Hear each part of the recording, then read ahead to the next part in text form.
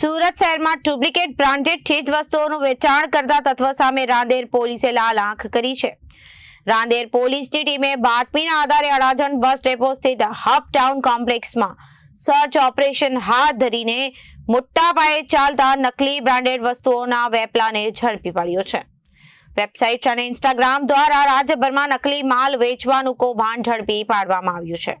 Police સૂત્રો પાસેથી મળતી માહિતી મુજબ રાંદેર પોલીસની ટીમ દ્વારા હબ ટાઉનમાં આવેલા પાનના ગલ્લાઓ અને વિવિધ દુકાનોમાં સઘન કોમ્બિંગ હાથ ધરવામાં આવ્યું હતું.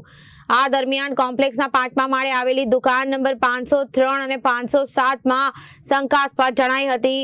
પોલીસ તપાસમાં દુકાનોમાંથી નામી આંતરરાષ્ટ્રીય બ્રાન્ડના નામે વેચાતા શૂઝ, ઘડિયાળ, પર્સ, પરફ્યુમ, ગોગલ્સ, ટી-શર્ટ્સ અને ક્રોકર્સનો મોટો જથ્થો મળી આવ્યો હતો. ઝડપાયેલા આરોપીઓ આબિદ ઉમર કુડા અને સુફિયાન અલ્તાફ પલ્લાની પૂછપરછ દરમિયાન ચોંકાવનારી વિગતો સામે આવી છે. તેઓ ડુપ્લિકેટ વસ્તુઓ વેચવા માટે વિવિધ વેબસાઇટ્સ અને ઇન્સ્ટાગ્રામ પેજનો ઉપયોગ કરતા હતા. શૂઝ, કેપ્સ, ક્લાસિક બેગ્સ અને ક્લાસી પર્સ, ક્લાસિક કિક્સ અને સુગાઝમ, અર્બન ડ્યુટ, કિક બઝ અને ફેશન આઈના વેબસાઇટ દ્વારા ગ્રાહકોને આકર્ષવામાં આવતા હતા અને આરોપીઓની પૂછપરછમાં જાણવા મળ્યું કે તેઓ અત્યંત ચતુરાઈથી આ નેટવર્ક ચલાવતા હતા.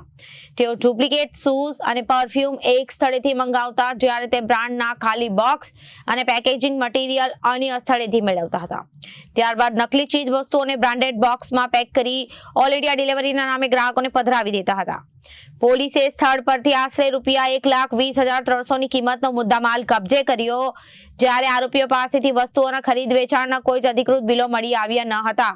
રાંદેર પોલીસે આબિદ કુડા અને સુફિયાન પલ્લા વિરુદ્ધ કોપીરાઇટ ભંગ અને છેતરપિંડીના ગુના હેઠળ કાયદેસરની કાર્યવાહી હાથ ધરી છે.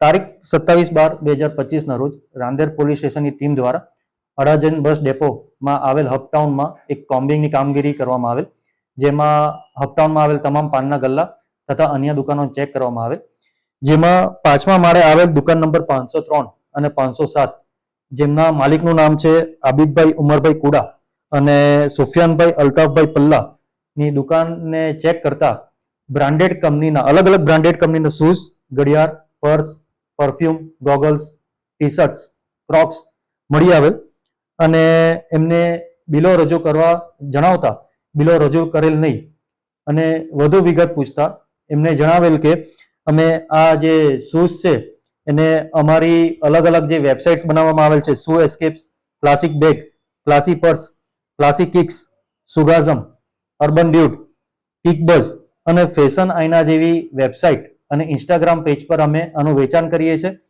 અને વધુ વિગત પૂછતા એમની એમઓ એ રીતની હતી કે આ શૂઝ, પરફ્યુમ્સ બધી અલગ જગ્યાએથી મેળવી અને એ બ્રાન્ડના બોક્સીસ બીજી જગ્યાએથી મેળવી એ બોક્સમાં પેકેજિંગ કરીને ઓલ ઇન્ડિયા એ લોકો ડિલિવર કરતા હતા. જેમાં મુદ્દામાલ કુલ ₹1,20,300નો કબજે કરવામાં આવેલ છે અને આરોપી નામે આબિદભાઈ ઉમરભાઈ કુડા અને સુફિયાનભાઈ અલ્તાફભાઈ પલ્લાને કાયદેસરની કાર્યવાહી કરવામાં આવેલ છે. Bureau report, Janadesh news.